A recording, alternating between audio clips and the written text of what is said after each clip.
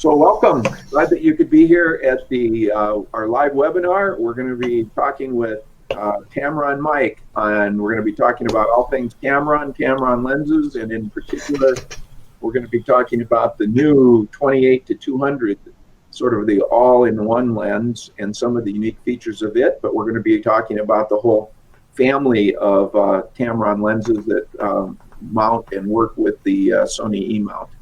So.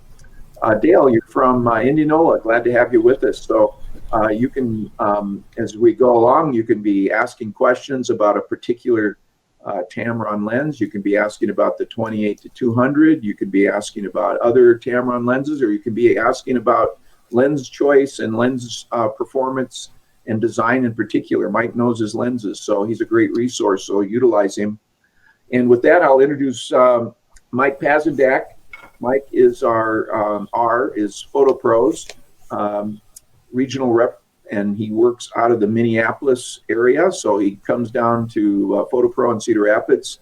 I don't know, 3-4 times a year. You try to come down. Well, before this, it was even more than that. I was probably down there 5 or 6 times a year. 5 or 6, and often when he would come, he would teach a class. So you might have taken one of Mike's classes. Here in Cedar Rapids, or during our live summit, Mike taught a class on introduction to wildlife photography, so you might have seen him in that. So with that, Mike, I'm going to have you, I'm going to go into the background here, and so that I will not take up bandwidth, and I'll introduce you, let you take the stage here and tell us about the new Tamron lenses. Excellent. Thank you, Kim. I really appreciate you having me, and I appreciate PhotoPro for their support and kind of hosting and making sure that all this can happen as well. So today we're going to talk about Tamron's lens lineup for the Sony mirrorless products. And we'll kind of build, but we're going to end with the brand new one that'll actually start shipping today, the 28 to 200. So, oops, there we go.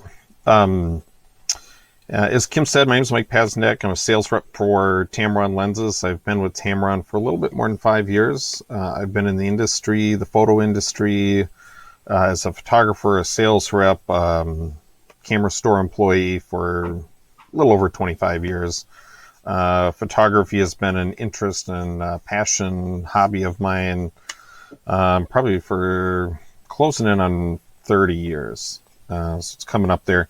If you guys have any questions at all afterwards, you want to follow up with me, share a picture with me, you can either reach out to me on Instagram as Tamron Mike or as Facebook as Tamron Mike. I'm pretty good about getting back to you, replying, starting up conversation, whatever you want there. Definitely reach out to me. So Tamron has really, in the last year and a half or so, put a lot of effort and energy into creating now a family of lenses for the Sony full frame and even crop sensor mirrorless products. And so you can kind of see the now 7 lenses that we have in our shipping. And we're going to continue to build that out as we move forward, obviously. So some quick things that I like to point out about the Tamron lenses is that all of them have 2.8 apertures. 3 of the zooms are 2.8 all the way through. The 3 prime lenses are all 2.8. And then the brand new 28 to 300 is 2.8 at the wide angle and zooms out to a 5.6 as you close in at 200. So we're really trying to make them bright and flexible and do a lot of things for you, so to give you a better value. When our engineers have designed these lenses, they're always considering the size and weight and optical performance as the top 3 things. So that when you put them on your Sony camera, which tends to be a little bit smaller and a little bit more compact than other cameras in the marketplace, the size and weight of the lens doesn't impact that. It balances and functions very well on it. We also design all of our lenses to have very close focus capabilities. We'll cover that a little bit as we go through the lens lineup. And then as a family of lenses, they actually all have the same filter size. So they all have a 67 millimeter filter. So if you invest in a really nice, high-end, high-quality circular polarizer or another filter, you'll be able to use them on all the current lenses without having to buy other sizes. And then one thing I really like to drive home with customers is that all 7 of these lenses are designed for mirrorless from the ground up. They're not some sort of a rework on a digital SLR lens. We went straight to the drawing board and said, how do we design the best lens that we can for the mirrorless system? And that's what we did. So let's talk about a few of these. The first 2 that were out were the 17 to 28 and the 28 to 75. Both 2.8 zooms through the entire zoom range. Optics in them are excellent and will be able to compete with anybody on the marketplace for comparable zoom range. The big benefit to these 2 lenses is that it gives us more compact, lighter weight, and then an exceptional price. The 17 to 28 is an $899 product, and the 28 to 75 is a $879 product. So here's a beautiful night landscape taken with the 17 to 28, wide open, and a little bit higher ISO, so they can capture a lot of that beautiful night landscape and the starscape up above it. And then this image is one of my favorites. A photographer, one of our tech reps, as a matter of fact, Erica Robinson, shot this with the 28 to 75 on a recent trip to Cuba. It's just a great walk-around lens. And award-winning. So the 28 to 75 and the 17 to 28 both won ESA awards in the years that they were launched as the best product in their category. Oops. Get that next slide over.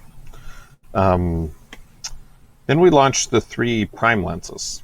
A 20 millimeter, a 24, and a 35, all 2.8, and all of them in the same physical size. Very compact, very reasonable to put onto the Sony full frame bodies or even the crop sensor bodies for that matter. Compact, lightweight, simple type of lenses. So the idea here was to build something that is small, light, inexpensive. These are $349. They've got a $50 instant rebate, so they come up at $299 currently,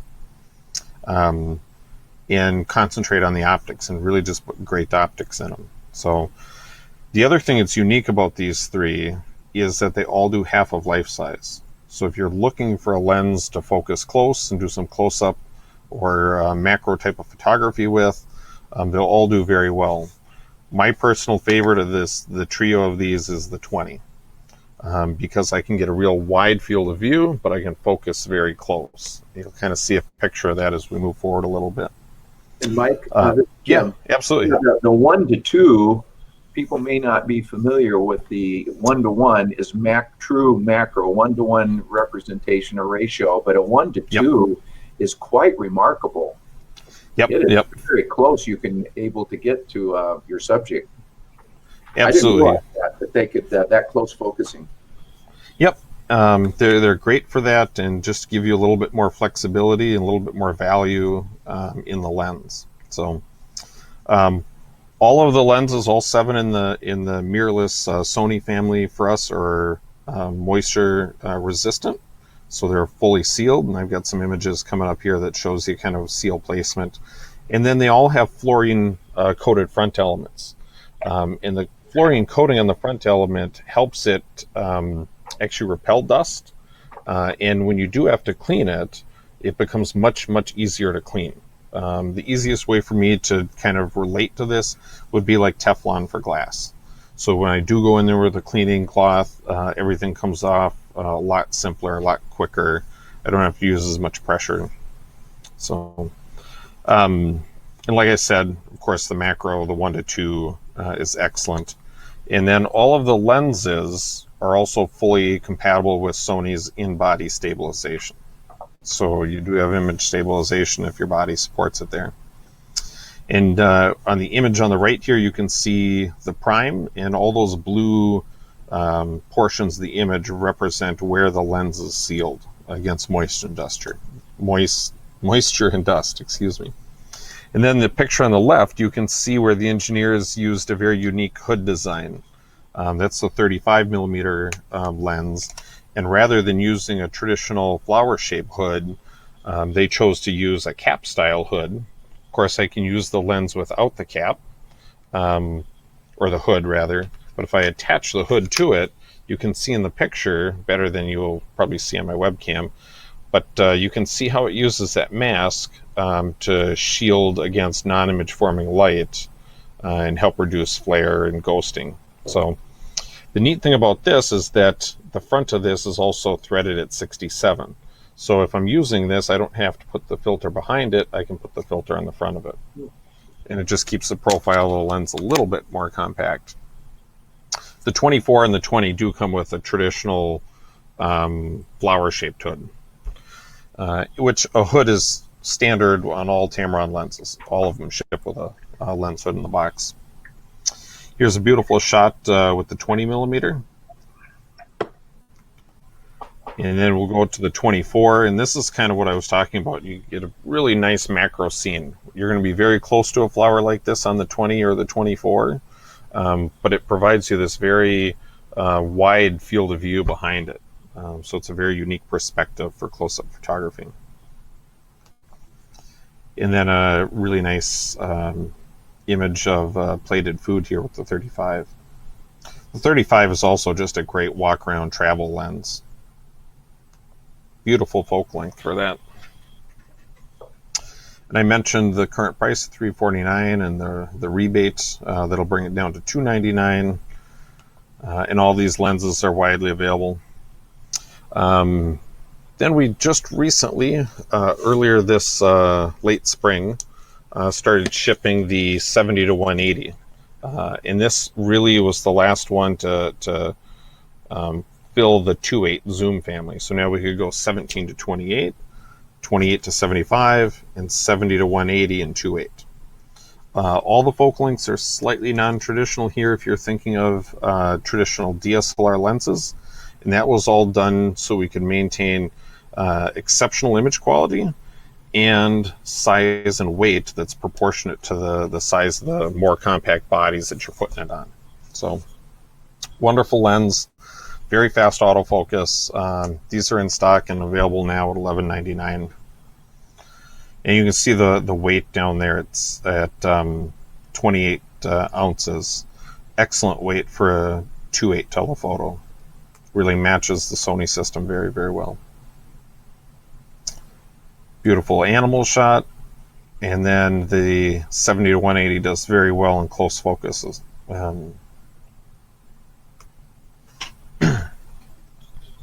And then, of course, we're not going to stop there. We've got 3 great 2.8 zooms, and then 3 very reasonable priced 2.8 primes with excellent feature sets in them. But one thing that Tamron has always done extraordinarily well at, and it's definitely part of our core business, is an all-in-one zoom. And that's what we're kind of here talking about. So, you know, have you ever thought about, what do I want in a lens? I want a lens that's compact, it's lightweight, it's high image quality. I want to be able to take one lens on a hike. I want to be able to go to, you know, my grandma's for the weekend and carry one lens with me and conquer a wide variety of different subjects in front of me. You know, traveling to Europe, you know, I want to keep it light. The camera in one body. How do I make a decision? Which lens do I take? So rather than taking a lot of product and bogging yourself down, Tamron's got the solution, and it's a 28 to 200. This is brand new. This just started shipping today. They've gone on sale at a $729 price point. They've got a beautiful aperture range. It's 2.8 to 5.6. This lens is no longer than our 28 to 75. Exact same length. They're 4.6 inches.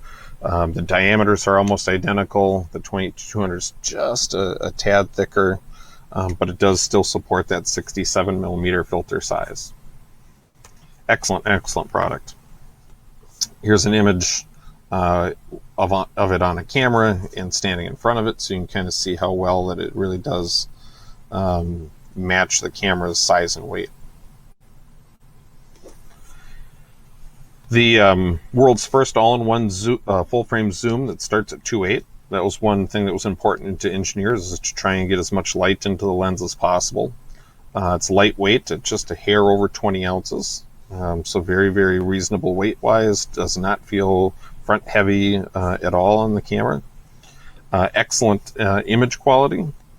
Excellent close focus, 7.5 inches at the wide angle side and 31.5 inches at the telephoto side. So a very flexible product. This employs our RDX autofocus motor and supports Sony's direct manual focus. Matter of fact, I'll just say it's compatible with all the Sony functions on the bodies. It will do eye autofocus, as all the lenses will. Eye autofocus, object tracking, continuous AF. It'll support the whole feature set of the Sony ecosystem. So, quick look at the optical design of the lens.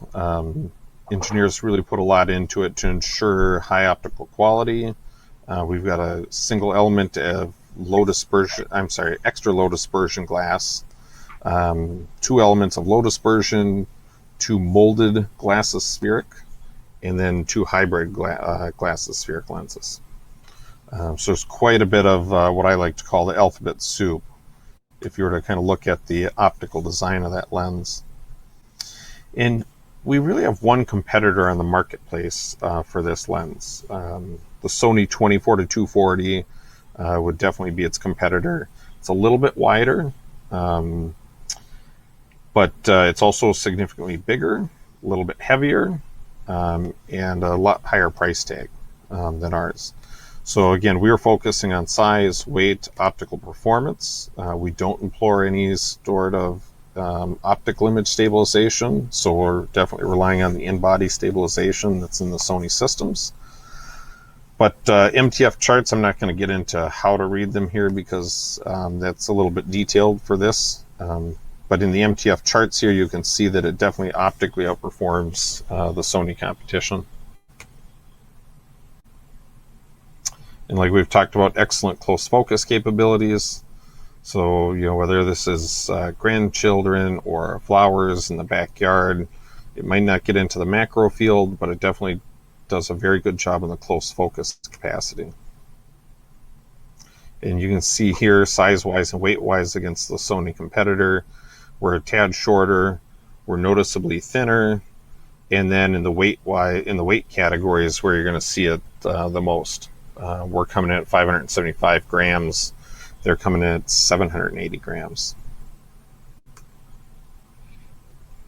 One thing I've really enjoyed about my sample too, as we look at a few images, is that the rotational torque, or how much effort it takes to zoom the lens, is extraordinarily well balanced. There's no point in here, whether you're starting the zoom or stopping it, or at any particular focal length, do you feel like it's getting harder to turn. It's very smooth from 28 to 200.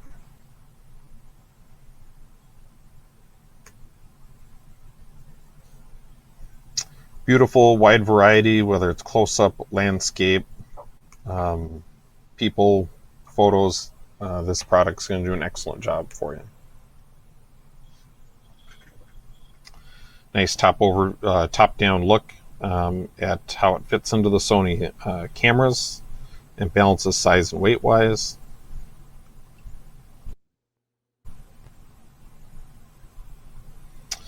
And then just a recap of kind of what we've been talking about.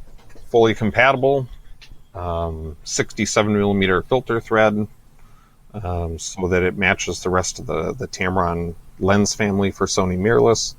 Lightweight, compact, moisture resistant, dust resistant. All Tamron lenses have 6-year warranty. And then I'll remind you of the 3-day service turnaround time. Unfortunately, we are located in New York and we're still getting up and running. The section New York we're in is in phase 2 as it reopens. So our 3-day turnaround time has had to be suspended at this point, but we will be bringing it back once we get into full staffing situation back in the office. I think repairs are still running in a 7 to 10 day window, so there's still excellent turnaround time if you do need service on your product. And of course, our customer service line, even when the office closed, stayed open the entire time, so that we could help you out and answer any questions. So, any questions about? I might mention, Mike, that yeah, I've seen you in the store. Actually, so this isn't theory for me. I've seen you in the store with people bringing in old Tamron lenses, meaning over 5 years old, and the rubber is loose and coming. The grip on the I remember the one woman brought a 70 to 200, and she could practically the rubber was practically coming off of it. It was so loose and stretched, and you just told her, send it in. That'll be replaced, no questions asked. For sure. I think sometimes we hear about warranties, and we think, well, the warrantor is looking for every little niche to get out of it, that they blame it on user error, that was normal usage, it was blah, blah, blah, and I never get anything out of my warranty. And my experience has been the opposite, that Tamron's maybe as good or better than anyone I've seen in the industry, stands behind your product and takes care of it, and quickly. Yep. Thank you. I appreciate that. We're definitely looking for every opportunity to service the lens under warranty. Sometimes stuff does arrive and it was dropped and impact isn't covered by our warranty, or water damage, sand damage, that type of stuff. But we're really looking to try and service as many as possible under that warranty. As Kim was mentioning, sometimes, if your zoom rubber, this rubber here that is on the zoom lens, if that gets stretched a little bit from heat or humidity or something, or just a lot of use over time, we can actually ship that out. You can call our customer service line. We'll ship you a replacement. You can put it on yourself. If you're not comfortable putting it on yourself, you can ship the lens to us. We'll put it on for you and check the lens all out to be in good working order before we send it back to you. So we try and be as flexible as possible with you. But I will remind you, too, that's only good on lenses bought from Tamron authorized dealers here in the U.S. If it's something that you happen to buy overseas while you're traveling, that'll have a 1-year warranty, but you want to make certain that you grab an international warranty card if you buy it overseas while you're traveling at that time as well. And you'll typically be able to get that from the dealer. I really try to drive people just to find the dealer that you like. PhotoPro, if they're in your area, they're a great dealer. Support them, make sure that they're around for the next 5, 10, 20 years, so that if you do have a problem or a question, you'll have a great local resource in order to hit up and get some help for you. So, any questions, any thoughts about what you're seeing? With that, people can you can put your questions in the Q&A panel, and we'd love to bring these to Mike and have him answer. I always learn a lot by listening to people's questions and then the answers to them. Mike, I've got maybe talk a bit. I was reading some reviews on this lens, and I was surprised to read and hear that it's the first all-in-one zoom that has an aperture at 2.8, that large of an aperture. So Correct. Talk about why 2.8 is really important. You've mentioned it light gathering, but that's quite remarkable that it has the 2.8 f2.8 aperture. Yeah, and this is true of the prime lenses and the zooms as well. The larger we can get that aperture, the more flexibility you have with your lens, whether that's shooting in lower light situations or your desire to want to control the depth of field, which would be placing some of the background or the foreground slightly out of focus to drive the emphasis to the subject that you're focusing on. With this particular 28 to 200, the engineers were able to find a way to push enough light through it to get to that 2.8, which is the first time anybody's ever done it in a lens in this category. And that just adds overall flexibility. You know, traditionally a lens like this would have been a 3.5 to 6.3 in the zoom range, but by getting a little bit more light in there, roughly a third of a stop, it allows you to maybe use a little bit higher shutter speed or a little bit lower ISO in order to accomplish what you're trying to do, instead of having to push your ISO up or maybe slow your shutter speed down because you couldn't get as much light into the lens. And it's also going to give me not just a little, but not a lot, but some more beautiful background. That Yes. would be that wider, bigger aperture is going to give me a more beautiful background for my portrait or getting up close for that semi-macro shot. It's just a very, very beautiful background. Yep. And that's even true at the longer focal lengths here in the 135 to 200 millimeter range. You're going to be at that 5.6 f-stop. But if I'm shooting my portraits and I stay relatively close and I have a little bit of background separation from my subject, I'm still going to get beautiful bokeh out of this. Yes. How does it handle video, Mike?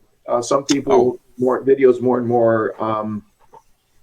more prevalent. How's it rate out for that? Excellent question. And the autofocus motor that we use in here, the RDX motor, does an excellent job with the video. It's a very smooth transition. So if you're trying to work on a pull from one subject to another, it'll do an excellent job with that. So thank you for reminding me about that. I'll have to add that to the presentation. But video is right up its category, as it is with the other 2.8 zooms as well. Yeah. I'd love to hear from those of you that are watching. Are you have any questions about not only the 28-200, the all-in-one, or do you have any questions about a lens that you're thinking of purchasing, or you like a particular genre of photography and wondering what lens would work best for that? For instance, at PhotoPro, we get a lot of people coming in, especially in the winter, but even now in the spring, saying, I want a lens for birding. What would you recommend? And of course, there's a couple lenses that are good for that, but there's not any particular one. It depends on how much weight you want to carry and how far away the birds are, a big bird versus a small bird, and lots of considerations. So Mike's a great resource here if you're thinking about a particular lens or genre of photography that you want to get enter. Here would be a good opportunity to ask questions. Yeah, even if you have questions about technical aspects of lenses in general, or what or why, definitions on kind of how they're named or anything, I'll be more than happy to answer any of those questions. So maybe just talk about the difference in general between lens design, without going in technicality, but lens design for a mirrorless versus the lenses that were designed for DSLR. What are some of the considerations that have to be made? Because these aren't just your, I don't want to say your grandfather or grandmother, because that's me now. These aren't your just old lenses that you slap a new a Sony mount to. These are completely designed from the bottom up or top down or whatever you want to call it. So you can see here on my Sony A7 III, the distance between the lens mount and the front of the sensor, that's called the flange distance. And in mirrorless cameras, it tends to be very, very short. And why is generally that, in this, what's that? And why is that? Why in mirrorless cameras, the manufacturers wanted to design a system where they could build the body thinner and more compact if they wanted. And the biggest thing that they started looking at that was holding them up was the whole mirror box in a traditional digital SLR, where the mirror is there, they can make and it has to be pushed out. So it had to be a thicker body. Well, now with the idea of trying to engineer stuff so that it could be more compact if you wanted it to, the manufacturers want to drive that lens mount back closer to the sensor. And it's actually harder to design lenses this way than it is for the digital SLR, because I have my lens, maybe 40, 45 millimeters out in front of my sensor plane. When I push it back further, I have a shorter distance for that light to travel from the back of the lens to the sensor, and it's more difficult to engineer it to flow appropriately or the way you want it to versus a digital SLR. So lenses all become a little bit more complicated to make, but the big advantage to the consumer is now, as a body manufacturer, which Tamron is not a body manufacturer, but a body manufacturer like Canon, Nikon, Sony could have more freedom in how they design that product. So it becomes more difficult to build this optically, but luckily, as time goes on, the engineers get better and better and better at it. And then they also have to change their autofocus motors.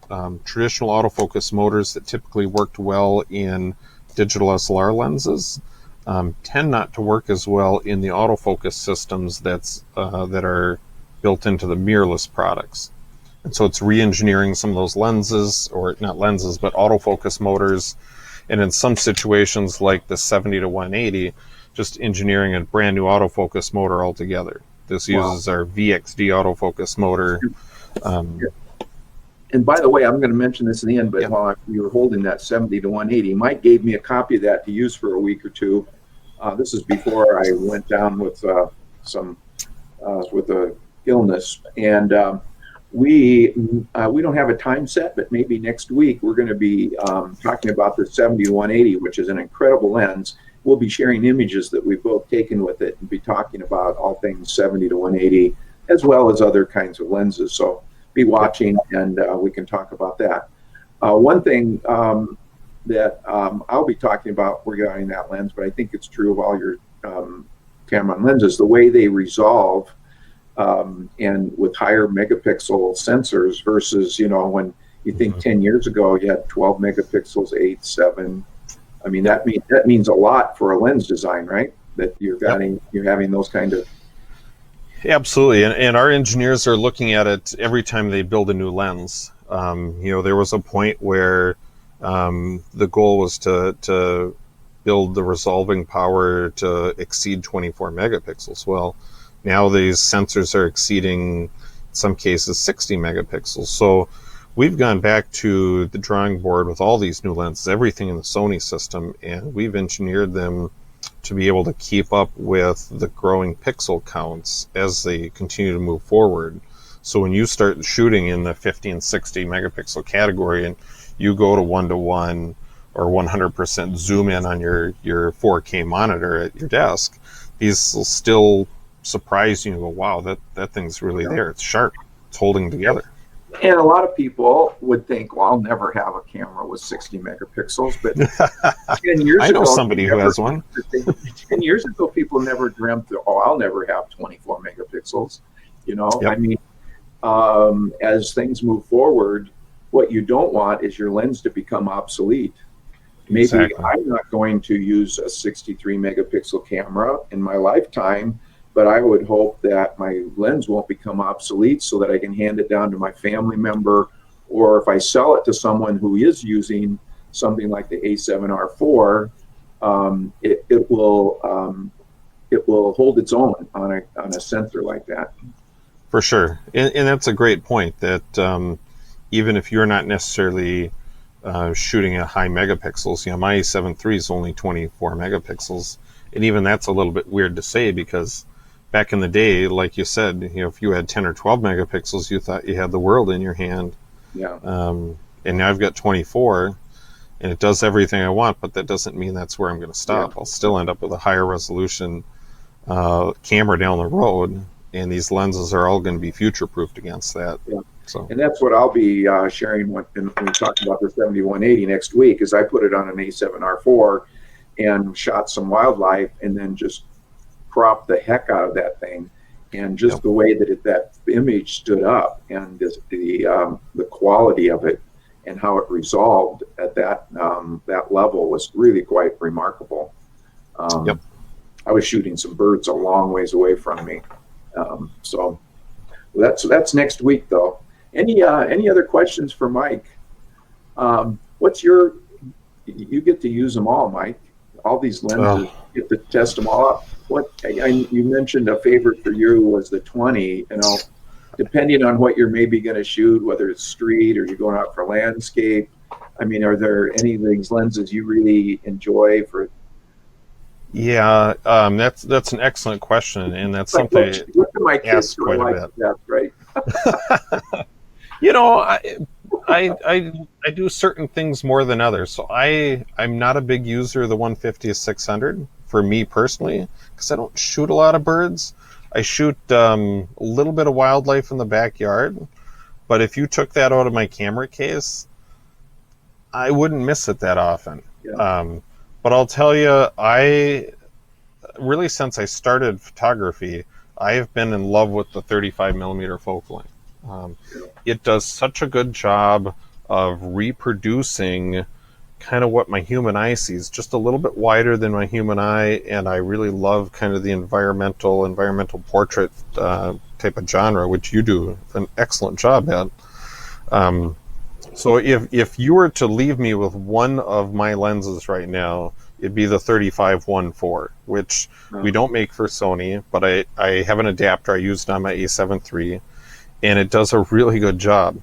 But the rendering and the sharpness and the color of this particular lens just jumps out at me, and I absolutely love it. So we'll be doing a webinar on that one too, because Mike sent me a copy of the 35-1.4. Yep. And that was while I was hospitalized, and I'm getting back up to speed. So he's been very gracious to just leave it here in my house, trusting I haven't sold it on eBay or something.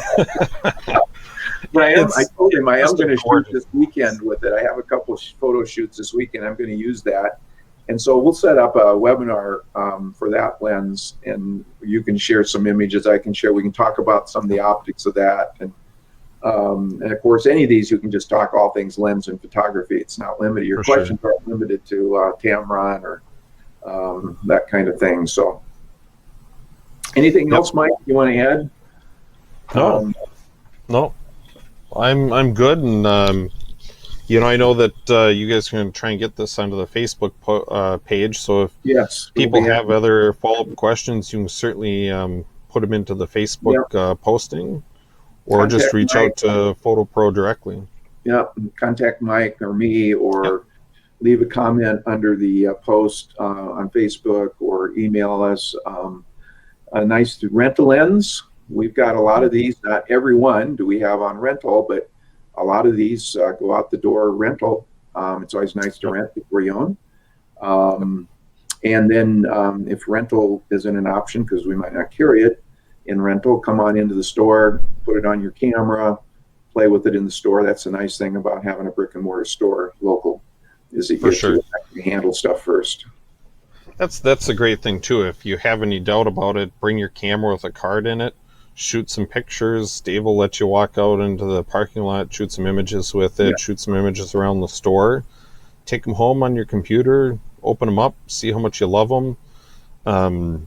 Tamron fully supports Adobe profiles, so they don't come out right away, but typically when we launch a new lens, anywhere between 2 and 6 weeks later, those optical profiles are available through Adobe.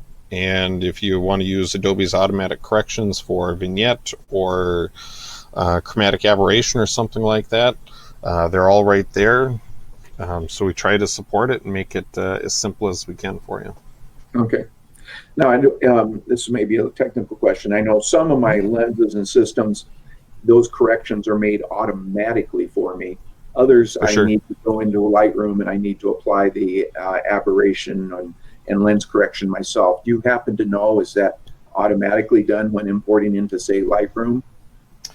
If you have the latest updates in Lightroom, and we've provided that update to Adobe, then yes, it'll happen on import if you have that feature engaged. But I should have said this earlier, but if I'm shooting and I have my in-camera image correction enabled in my A7 camera, it'll also be happening here as well. Oh, okay. And if Wow. we ever launch a firmware update for the lens, these lenses update just like the Sony branded lenses. You attach it to the camera, you hook this up, you download the little firmware thing from our website, you run it just like the Sony product, and it just pushes the firmware to the lens. So, Okay, we got a new question here because, yeah, updating the firmware on my lens is a new concept in the last 3 years to me.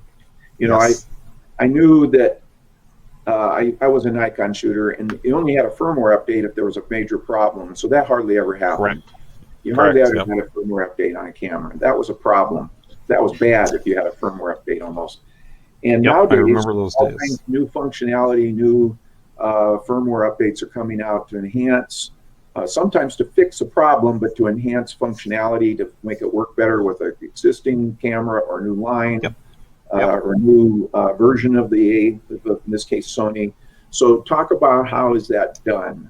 How do I know? First of all, how do I know what version of firmware? So a person sitting here Yep. watching, say, firmware update on my lens. Oh my gosh, what's In the going on? mirrorless Sony world, it's really simple. I can turn this on and I go into the menu here, and the exact same screen that would show the firmware for the camera.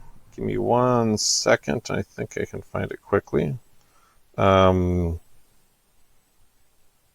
should be right here. Oh, there it is. So in this particular camera, it's on setup 7, and it's called version.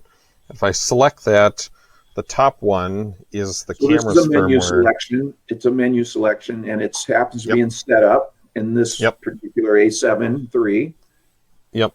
and it'll tell And you. then this particular lens, which is my brand new 28 to 200, it'll say right here, lens version 0.01. Yeah. So that's the original firmware. If I swapped out real quick and threw, If I Google Tamron lens um, firmware update, I probably would take me right to one of your sites, wouldn't it? it might. If you just go to Tamron-USA and then click Okay. on service, that's the easiest way to Okay. get to it. Okay. Tamron. Let me get this up here, and I'll Sure. put it in the comment section so people can see it. Yep. Tamron. Tamron-USA.com. I just quickly threw on my 17 to 28. That's actually running version 3 on the firmware. So we've put out 2 firmware updates for that.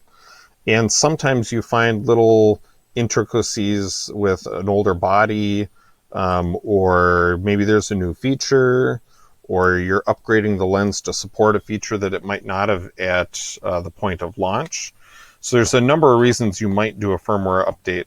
But firmware updates for everything, whether it's our phone, whether it's a computer, lens, a camera, the operating system in our car, firmware updates is just kind of it's going to be a new way of life Yeah, because it we is. can make something more stable, operate better.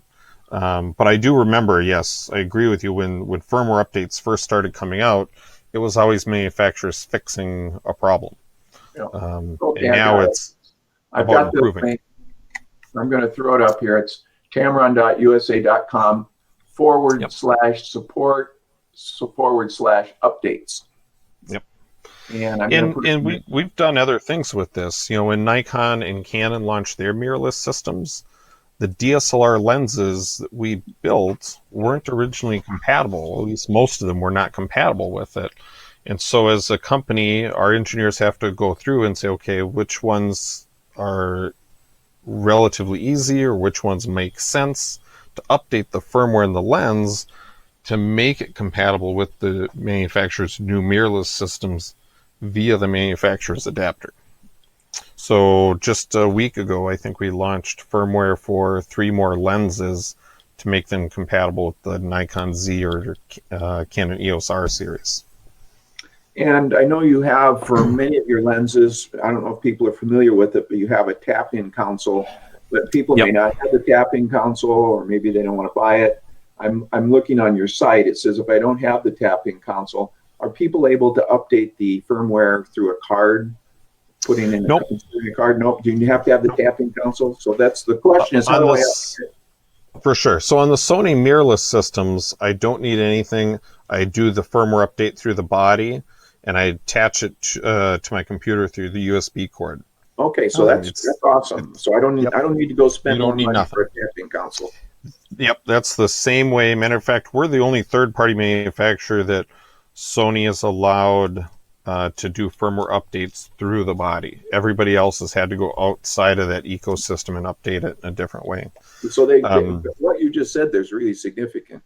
Yes. It means they trust you. Yes. When you let them into the guts of your software system, I mean, yes, there's a lot of trust there. Yeah. But the Canon and Nikon DSLR lenses we make, they need a tap-in console, and mine are just out of my reach right now. But it kind of looks like a rear lens cap, and it's got a USB port on the side of it. So I put that onto the lens, and then I tether that to my computer to run the firmware update on it. A tap-in consoles, they sell for $59. And Dave I think he's got the tapping console. I'm pretty sure he's got them. I'm pretty sure he will do firmware updates for people for a small fee, not much. So if you do have questions, we're talking mostly to Sony users probably that's going to be watching this. And Correct. They can do it right through their camera. But if you're watching this and are not a Sony camera user and you would want to update your firmware on a lens and maybe don't want to purchase the tapping console, give us a call, email us, and we can tell you if we can help you out. For sure. If you do want to keep that software updated, it's really important. It is really important to keep your software updated. It may be and it may not be. I've had this debate with other customers. Okay. And like the 18-400 I have here, this is a DSLR lens. This is compatible with our tap-in console, but the very last firmware update that we launched for it, all it did was make it compatible with the EOS R or the Nikon Z series cameras. Yeah. If I don't have one of those, it doesn't really change how the product functions for me. Yeah.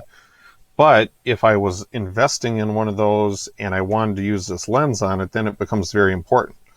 Then that user has a couple of options. You know, if the dealer has an option where the dealer will update the autofocus with their tap-in console, great. They can buy a tap-in console and do it themselves. Or if the lens is still under warranty, you can send it back to Tamron, and our service center will update the firmware for you under warranty, which is 6 years at no cost to you. How about shipping? Is shipping on the owner of the lens? One way. So you have to pay to get it to me, and I'll pay to get it back to you. Oh, I did not know that you will cover for my cost is just if it's under the 6-year warranty. My cost for updating the firmware is merely my shipping, and I want to insure it.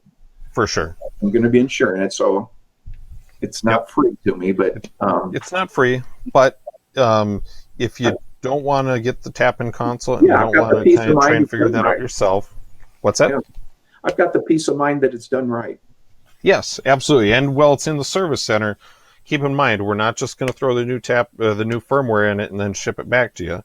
The technician is also going to go through the rest of the lens, make sure the autofocus and image stabilization systems are working, make sure that the zoom is functioning as it should, and then update the firmware and ship it back to you. So if I've had my lens 3 years and the firmware needs to be updated, that's a wise thing to do, to send it back just for a checkup. It is. And you don't even need to say check the firmware. You can send the lens in under the 6-year warranty anytime and ask us to do a clean and check on the product. You know, we'll go through it, make sure there's no dust internally on it, make sure that it gets recalibrated and is tight and sharp and right. So people who are listening to this webinar now live, but also more importantly, more people will be listening to it recorded. What you've just said there is a huge, huge thing of being able to send it in just or clean. You call it clean and check. Yep. At any point on that 6-year warranty, you don't have to just send it in because something's wrong with it. If you are uncertain about it, or let's say you just came back from Africa and it was a real dusty environment and you want to get it cleaned up, absolutely send it in. We'll take care of you. Well, this is worth watching this webinar for Tamron owners just for this one piece of advice, because I don't think the average person realizes they can just send it in for that. So, with my time in the industry, what I've kind of noticed is that a lot of customers don't realize that, and whether it's one of my products or one of my competitors' products, oftentimes when something isn't working right and they're not getting the result they want, the first thing they think of is that they're not using it correctly. And I've started to just recommend customers, if you're not getting the result you want, call your favorite dealer. Go back to where you bought the camera, the lens, whatever it is, and say, hey, why am I getting this kind of result? It might be a user error issue, but it also might be that something's wrong with the camera or the lens. right. And many times I've talked to customers and they've been, oh my goodness, I've been using this for a year thinking I was using it wrong, and it turns out it wasn't functioning right. It needed a repair. Yeah. So definitely don't make assumptions. Ask experts at PhotoPro, and they'll help you out. The really wonderful thing about mirrorless is you don't have fine tuning or calibration of lens to body. That issue is now is relatively gone. I think completely eliminated. So Dave helps a lot of people out with, they think there's something wrong with their lens and it's not working with their body and needs to be fine tuned. So that's a wonderful thing about mirrorless.